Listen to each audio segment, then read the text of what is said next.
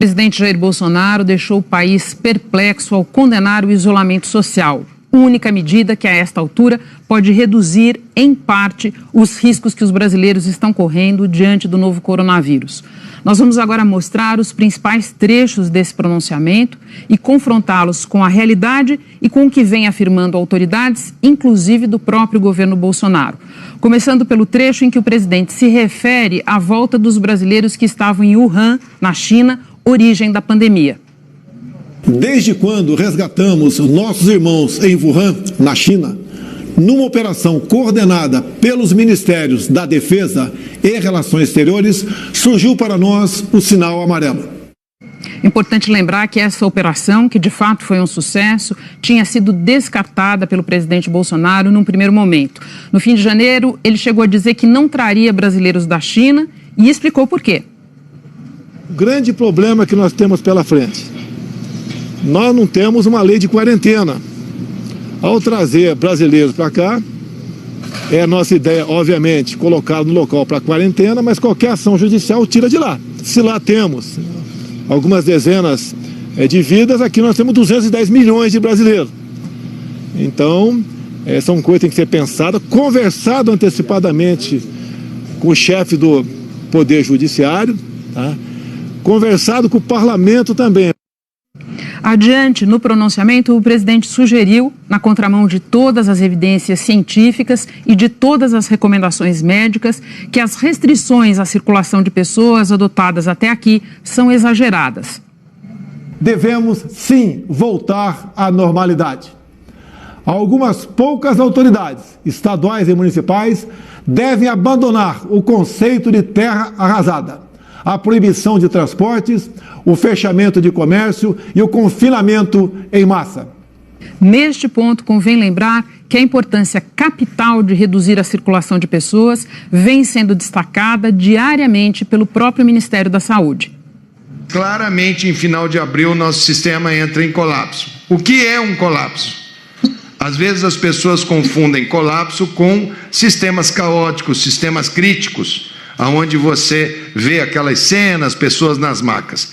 O colapso é quando você pode ter o dinheiro, você pode ter o plano de saúde, você pode ter a ordem judicial, mas simplesmente não há o sistema para você entrar.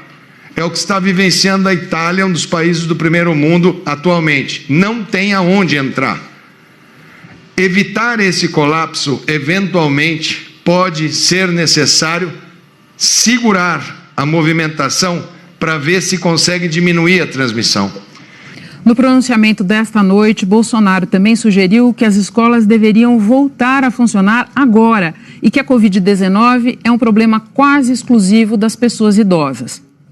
O que se passa no mundo tem mostrado que o grupo de risco é o das pessoas acima dos 60 anos. Então, por que fechar escolas? Raros são os casos fatais de pessoas sãs com menos de 40 anos de idade. Bom, as autoridades de saúde têm lembrado as seguintes coisas. Primeiro, os idosos são de fato mais vulneráveis, mas não é verdade que a doença atinja apenas a eles. Nós vamos ver isso claramente nesta edição do Jornal da Globo.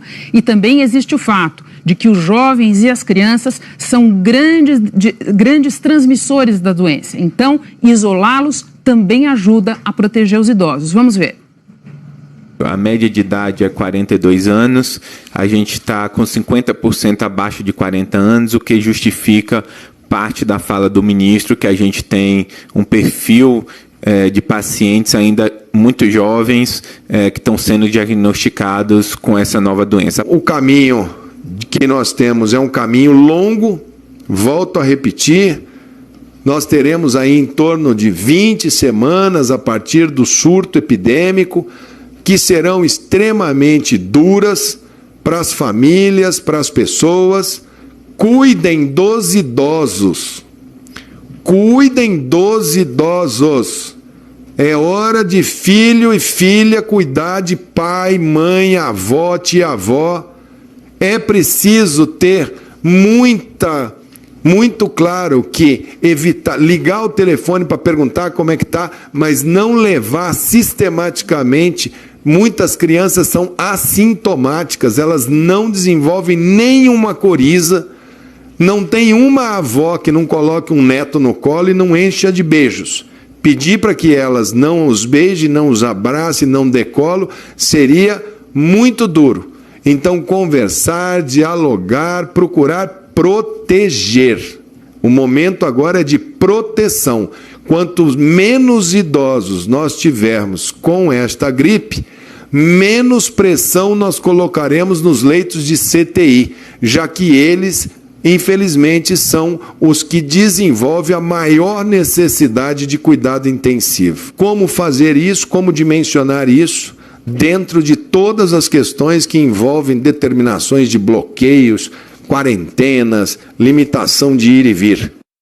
Importante lembrar também que o isolamento social atacado pelo presidente é defendido pela Organização Mundial da Saúde e por líderes de todo o mundo.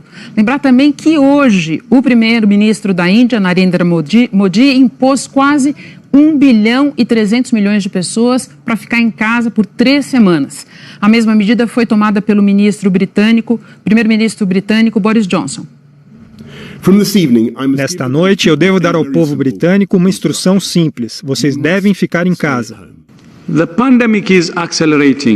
A pandemia está se acelerando. Pedir às pessoas que fiquem em casa e outras medidas físicas de distanciamento são uma maneira importante de retardar a propagação do vírus.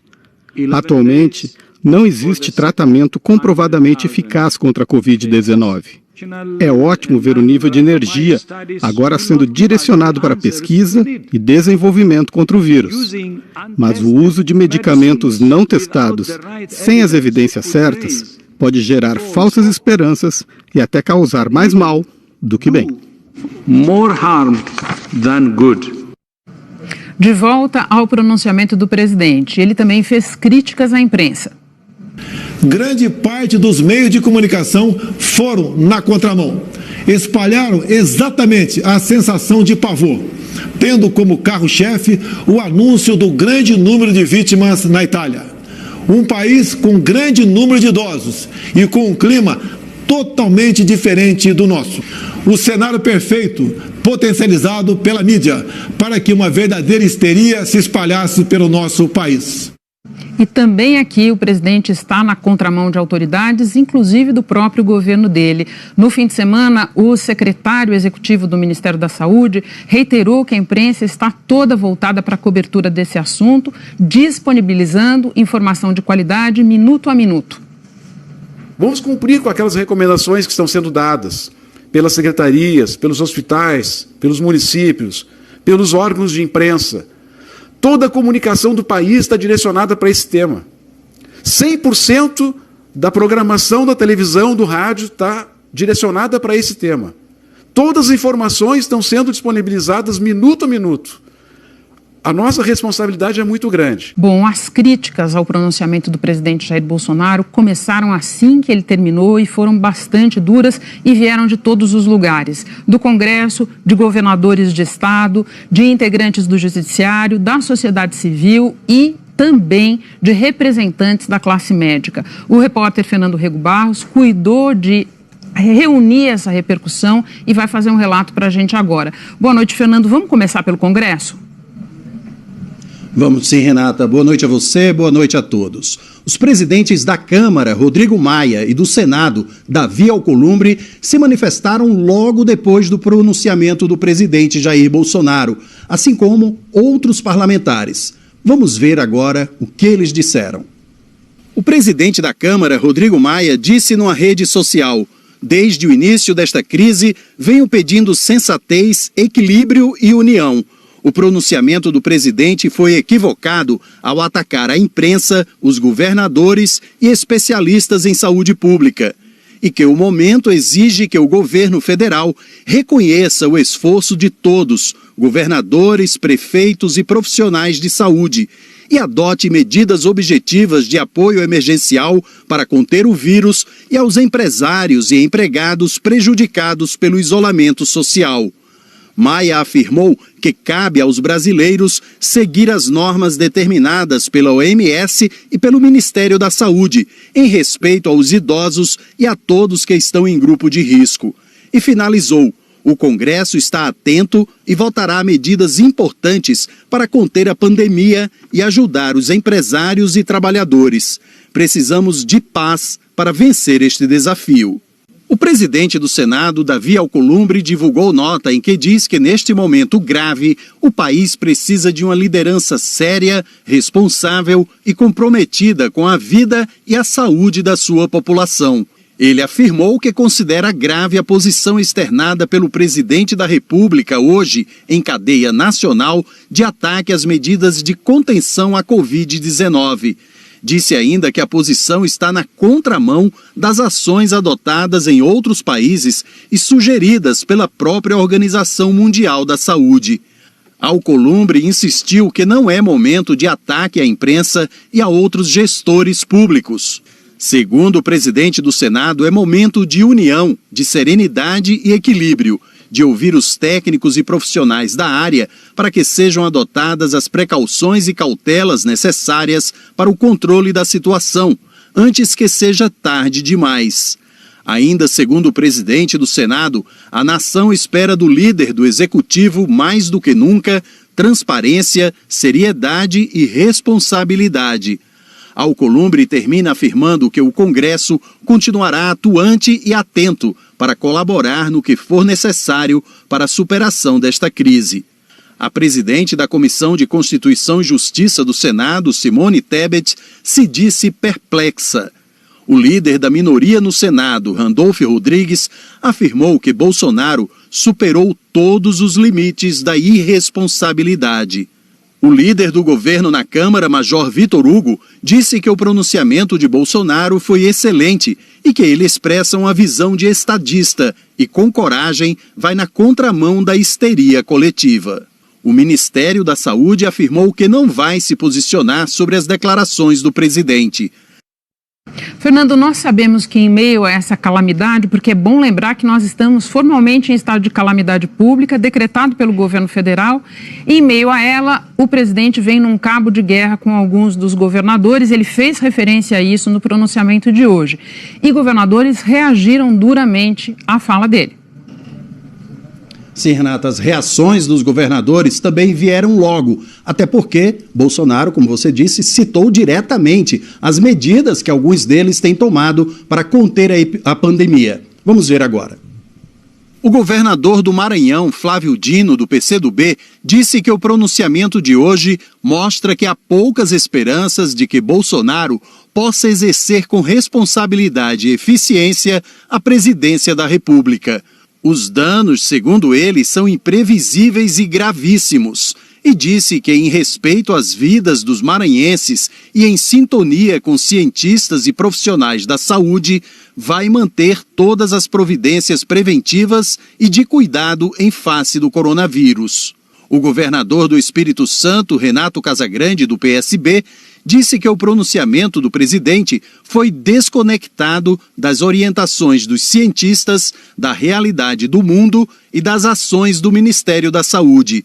Disse também que o pronunciamento confunde a sociedade, atrapalha o trabalho nos estados e municípios, menospreza os efeitos da pandemia e mostra que estamos sem direção. Os governadores do Rio de Janeiro, Wilson Witzel, do PSC, e o do Piauí, Wellington Dias, do PT, gravaram vídeos criticando o pronunciamento do presidente.